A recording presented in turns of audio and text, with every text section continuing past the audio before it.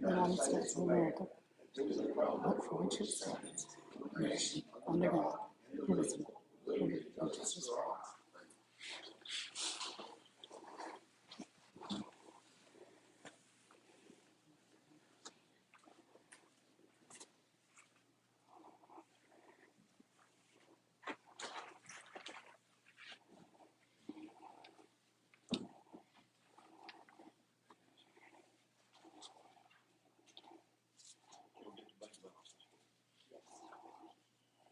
Our general fund has a current balance of $529,755.95. The municipal court general fund is $91,956.43. Corrections fund, $20,713.51. Cash bond, $7,711.72. Judicial court, $1,796, $1,719.88. 7-cent gas, $15,185.74. Rebuild Alabama Fund, $39,126.24. Capital savings, $35,081.64.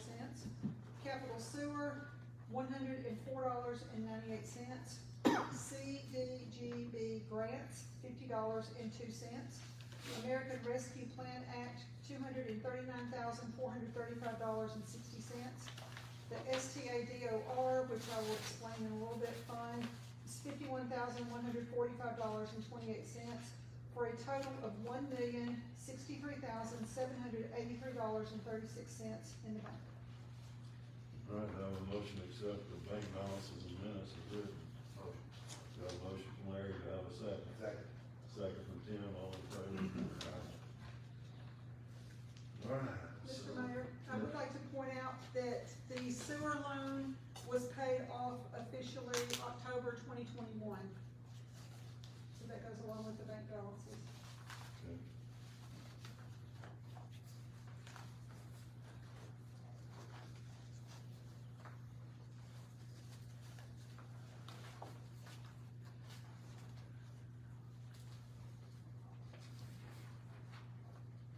All right. So, all in favor, we did that, aye, one more time. Since we made that change, all right, so, let's see. Go around the room. Mr. Eldridge, you got anything? I'm just listening. Mr. Wallace, you got anything? Yes, I do.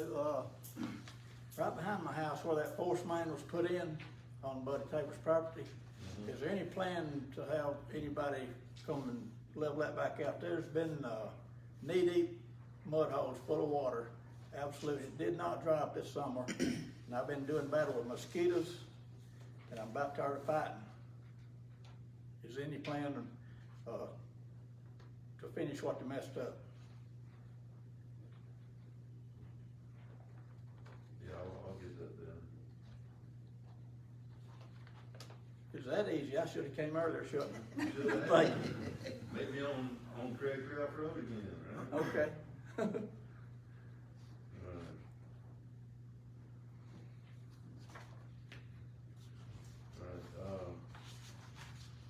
Sir? Me? Yeah. Yes, I'm with the Subway right next to the Craft Craig, and our store is flooded for a second time in the last 6 or 7 months, and I'm believing due to that residential property being built, the neighborhood being built next to us. It's flooding it's damaging equipment. It's getting up to about 14 inches inside the store, about 19 on the outside. And each time it's happened, it's cost thousands of dollars to fix the damages to my equipment and clean up and lost sales. And I just want to see if there's are there any plans for maybe, because that land was a little lower lying, and now they've built it up higher, and all the mud runoff and all that's also getting in the store, getting into damaging my compressors. I'm not sure if they have plans on doing any more drainage there or something. I'm sure that some of the residents around there are having the same issue. But we've been there for a little over 10 years, and I've never seen it like that. You know, we get a little bit of flooding, but not to the amount that we've been getting the last couple of times. Right. Jack, you want to address that? Yes, sir. So my name's Jake Roth. I function as town engineer. So I met with the subdivision developer. We've discussed a few things. So it is higher. He's built that up 4 or 5 feet. But most of his property actually drains north towards his ponds. There's a very small section that drains south. So we're meeting outside tomorrow morning, and we're gonna talk about all the things that need to be improved before we sign off on that as a subdivision that's able to start building some homes on. So, one of the things you gotta do is stabilize all the grass and all the ground. So right now it's bare dirt, all that mud is washing off through erosion, and I agree, it's been on all the roadways out there, it's been on adjacent properties, it's been in your parking lot. That'll be fixed as he builds homes, cause he's gonna sod actually all that property, but for now, he's gonna have to put some grass seed down and try to get something to grow. I know it's a rough time of year to do that, but we'll put some winter grass down now to at least get a stand. Second thing he's gonna have to do is to grade out that ditch north of Craft Craig Road to contain all his water on his side, so that it's not running across to your side. So, again, it's not a lot there, but it is enough that it is contributing some to your flooding. Most of your flooding appears to actually come from off-site properties that are flowing from east to west. So we are trying to work with AlDOT to actually get an inlet installed in your parking lot, and then a pipe that will convey that water underneath the highway and let it flow out. Because what's happened is you kind of have a dam effect there. So if you look at where the highway elevation is according to your parking lot, it's higher than your parking lot, so your water's getting stuck there. There are a few old pipes that the developer has uncovered, and what he's done is try to water jet those out so that they're gonna be open and allow flow to go through, so that's gonna help you some too. But the final solution for you is you really do need to get a pipe out of your parking lot and under the highway, so we're gonna work to try to make that happen. I don't have a timetable or date on that, obviously it costs money, you gotta deal with AlDOT, which is a long, lengthy process, but that's what we're working on currently. Okay. Is there any way, should I follow up with you guys, or, I mean, like, it's, like I said, it's just, No, absolutely, absolutely. I don't know how to, or if there's anything we can do, You're always welcome to follow up with me directly. Okay. There's my information. I will let you know, if you'll shoot me an email or give me a call or something, I'll respond back with how the meeting goes tomorrow. Okay. Let you know how that goes, but, so that developer has to come back to the town or the city, and actually apply for a final plat before he can start doing anything. So the city has the opportunity at that time to make sure that all those things that need to be corrected are handled. Okay, great, I appreciate it. Alright, let's see, Mel, do you have anything? I'm just listening. Alright, Jake, you got anything else to talk about? No, sir, unless there's things that you'd like to speak on. So, let me ask you a question. At one time, there was a ditch coming around that development that the gentleman was talking about on the outer edge. So that would help some with that water being there. That's right. Is that what you were talking about? That's what I'm talking about, is north of Craft Craig Road, there was a ditch there. He's built up so high, and he's just running straight off towards the road. He's gonna come in and cut in a ditch to collect that water. So on the west side, he collects it in a concrete flume and runs it north to the pond. What he's gonna have to do on the east side is just collect it and move it to the highway, cause he has a pipe there for his side that actually gets out underneath the highway. Alright. So, old business. We had, we were gonna perform 2 annexations last month, and we were contacted by the family, and they were not in favor of doing that any longer, so we voted ordinance number 21032 and ordinance number 21033, the property of Mabel C. Maples that we were gonna annex last month. They were voted before they were submitted to the tax assessor's office. City celebrations, James is not here to talk about it, but I think it went well. They had maybe 100 to 150 people show up at different times. And, music, everybody seemed to enjoy themselves, so I don't know what else to say. It was a good time.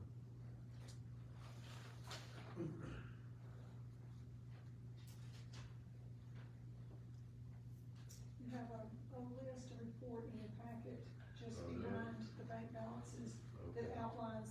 expenses and the income from the city celebration. We ended up coming in approximately $719 below budget for what was originally budgeted as $4,000. The total expenditures were $3,280.26. Good deal. Alright, And we do still have t-shirts for sale. Those funds are going to be transferred into the public safety building fundraising account. okay. Alright, ordinance number 21-035, business license rate changes. Tricia, can you tell us about that? Yes, we had gone through several different cities looking at their business license fees. And it just seemed like it was to our city's advantage for us to look specifically at increasing two of them. One of them being subdivision or retail site developers, and the other one being general contractors having a total annual sales of greater than $100,000. Prior to this, everybody across the board except delivery business license everybody was on a flat rate, whether you were a small business or a large contractor.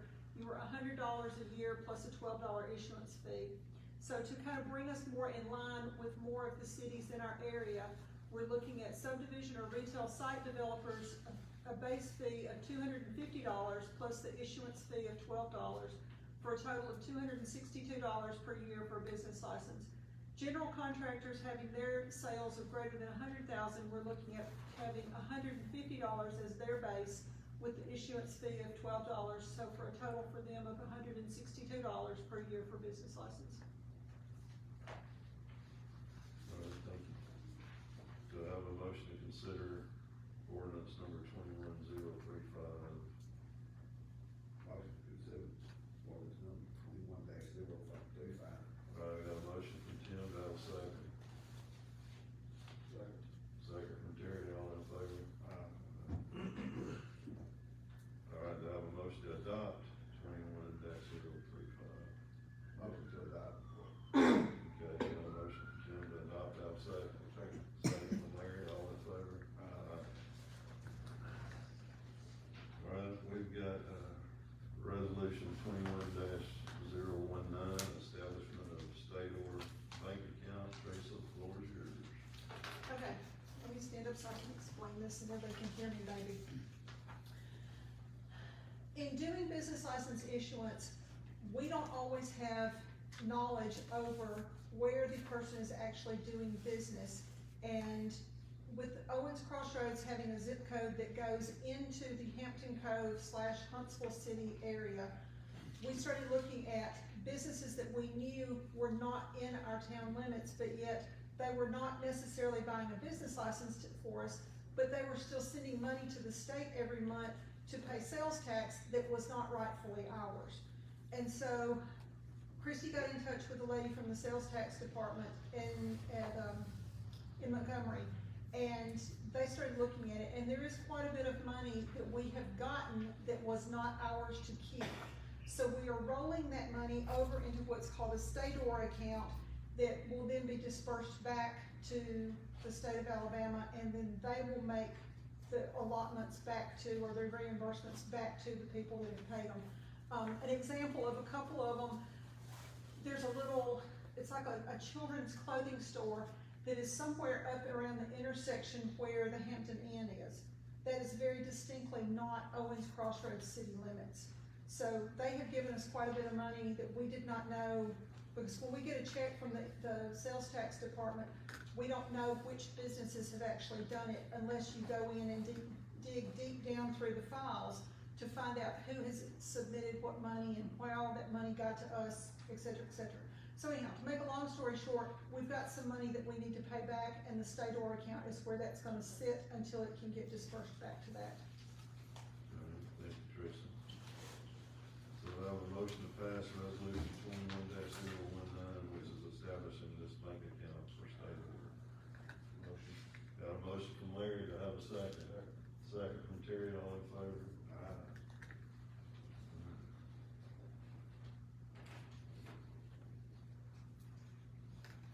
Alright, resolution number 21-021, addendum to resolution 21-017,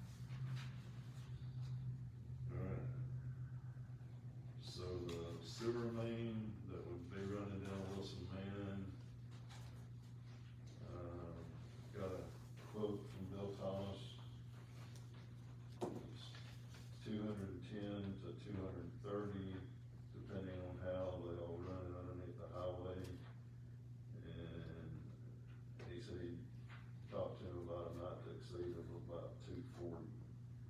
So I'd like to say we would approve a not to exceed of 240K for that project.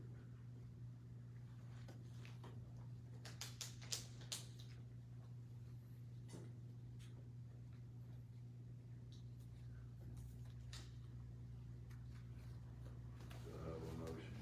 That would be coming out of the, COVID funds, which we have identified in our bank account balances, American Rescue Plan Act. To do that. So do I have a motion to approve that motion? I have a motion from Larry, do I have a second? Second. Second from Scott and Terry, all in favor? Aye. Let's see. All right, the bridge repair on, the old highway. You know, if you guys haven't seen it, we've had some help down here. I think the beaver got a hold of one of those trees along the side of the road. Fell on one of those trees there to help stop traffic there.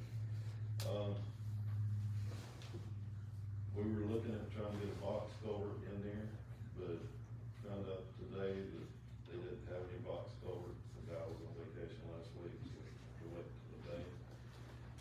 So we're looking at putting 2 48-inch pipes, under an additional 2 48-inch pipes there where that one pipe is, it's rusted out, metal pipe.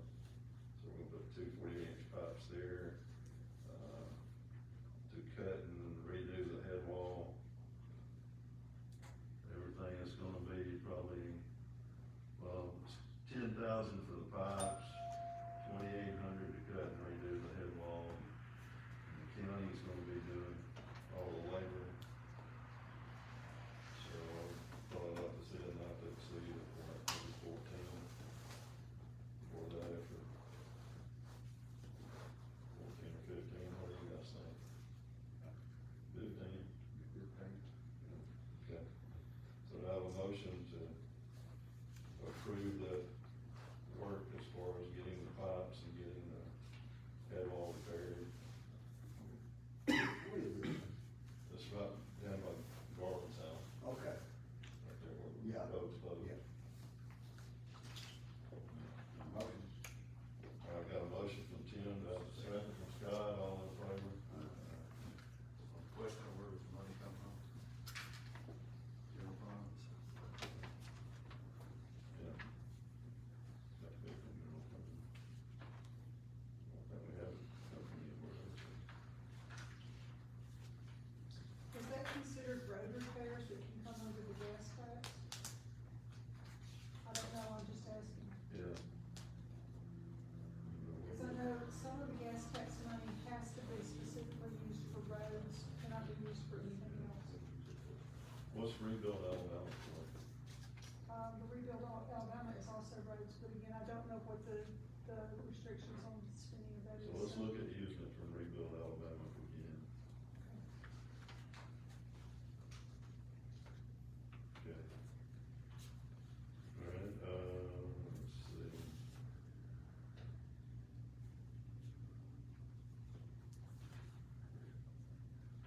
Christie's not here, Jason's not here. Scott, you got anything? Yes, sir. I'll just forget I asked if you're coming for money. Okay.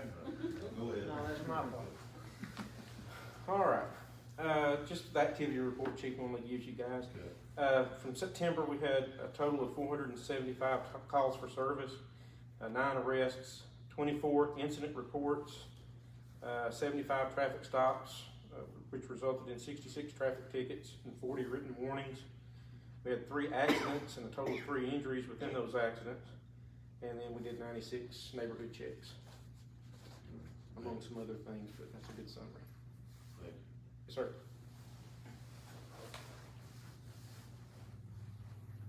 That other police officer got anything? Logan No, got sir. anything? That's our. Shannon? Just to get y'all used to it, I'm gonna be asking for money for the next Well, we've got a meeting on the fire department thing with the commission this week, if it holds. I'll have a follow-up about that. The brush truck that we got back from the other department, I sent it to 2 different shops, and one couldn't do anything with it. So then I sent it to Woody Anderson, the dealer, and they said the fuel system had fragmented and sent pieces throughout the motor. And it's the 6.4 Power Stroke, which is known to be disastrous in itself. And their estimate was upwards of $20,000 to put a fuel system and a motor in it. My suggestion is we just deadline that and look at getting something else, maybe a combination vehicle for brush fires and extrications at wrecks. It's not worth fixing. I've got one of the responder cars re-lettered, but once we get call numbers and all that, it'll have to go back to the sign shop to finish up, and I've got the trucks ready to go. We're just waiting on this meeting this week to see where it takes us. Any questions about any of that, I'll ask them. So, how soon do we need to start worrying about the old brush truck? I wouldn't worry about it right now until we get some of this other stuff ironed out. And the way trucks are now to get, it's hard anyway. Maybe things will improve a little bit, and we've got plenty to do before we get to that point. So, and we've got money allocated for another vehicle we were gonna buy. I'm okay if we don't buy that and put it towards that and use the responder vehicles we have, instead of replacing some of those. They're old and wore out too, but maybe we can nurse them along and get something out of it. You just gonna sideline it?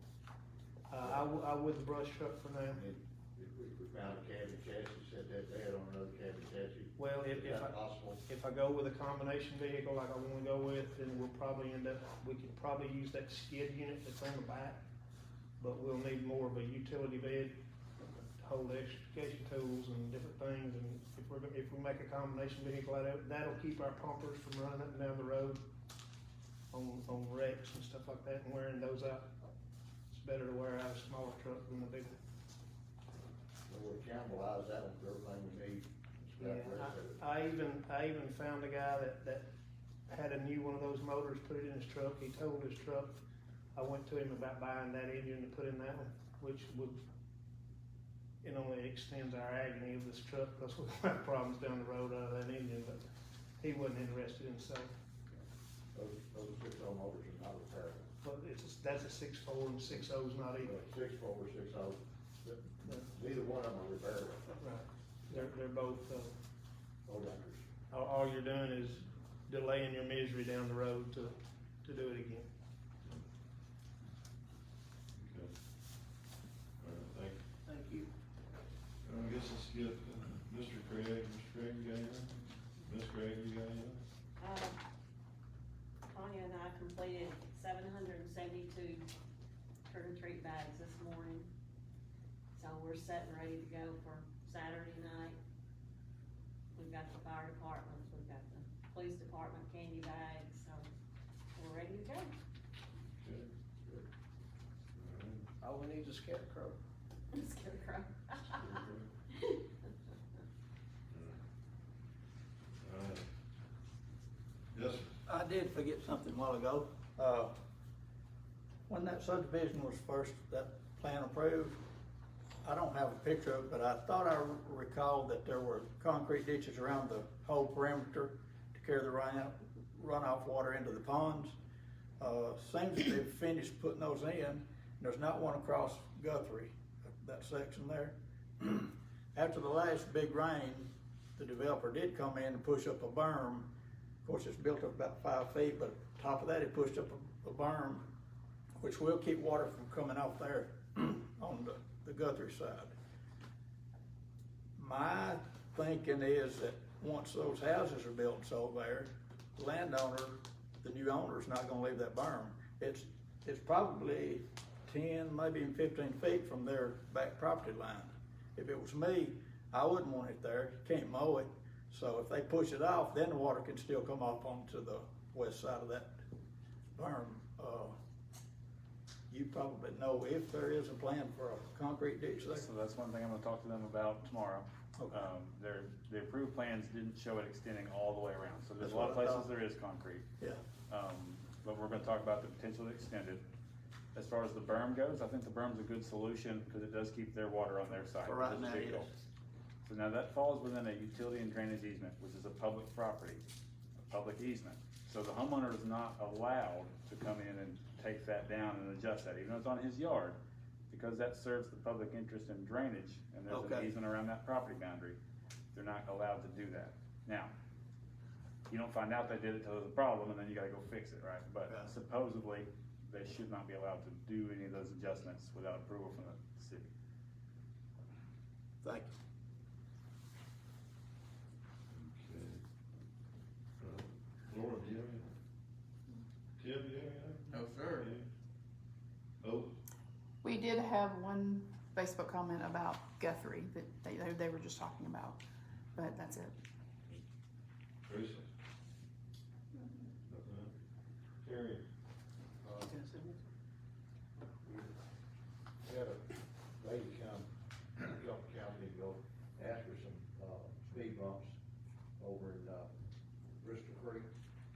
Met with her and the homeowners association and came to agreement what need to be done, and that has been done. I also told them we're gonna try to go out on bid about fixing the entrance on both ends of Sedgwick. Engineers gave us a really good plan, and we'll try to get that on bid and see if we get those fixed, see if we can afford it. And, they seemed, we're very more than happy that we're making effort to address that as we can. I'd like to thank, Ms. Davis for all the work she did on our celebration. Had a lot of comment on the Facebook and all that media stuff that I don't understand. Before they heard about it, saw it, and they were there because of it, and I think she did an outstanding job of that. Thank you. Other than that, just that there's been several, brought up several roads to be repaired, potholes and things, and been talking to the county.